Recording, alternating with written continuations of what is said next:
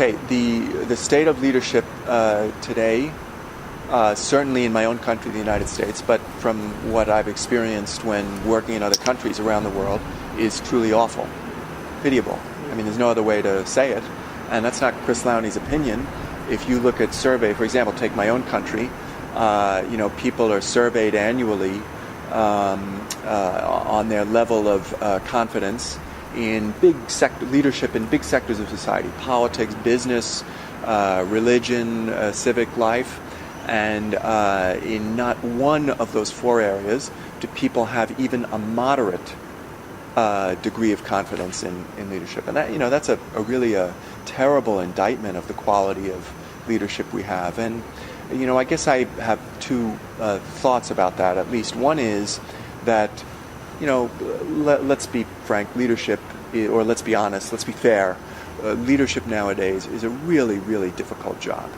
The environment is so complex, so fast changing. People are skeptical of authority. People want simple soundbite solutions to problems that are very complicated. So there are all kinds of reasons why leading is terribly difficult, and I have a lot of compassion and sympathy for people who lead.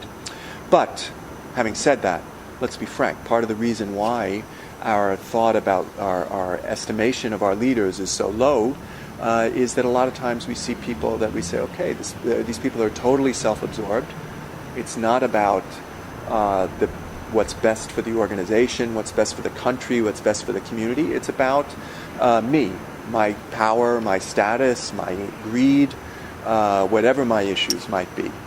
Or we see leaders who are just afraid to take risk. They just don't want to be seen making a mistake, so they don't put themselves out. Or we see leaders where we feel, okay, this person is not brave enough to level with us, and everything is a spin job.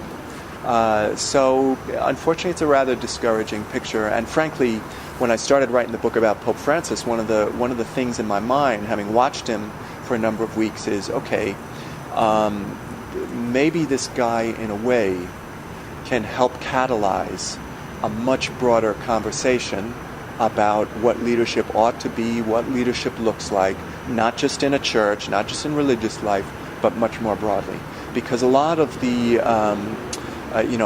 issues that I mentioned as damaging to our quality of leadership now, self-absorption, inability to tell the truth, unwillingness to take risk. Well, we watch this Pope in his first few months, and we see the opposite of all that.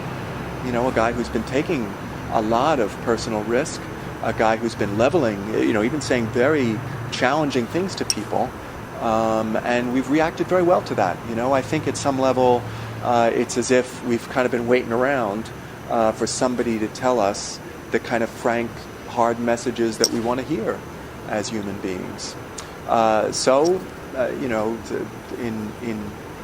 In sum, the state of leadership right now is pretty bad. Not my opinion. That's what all the research and surveys tell us.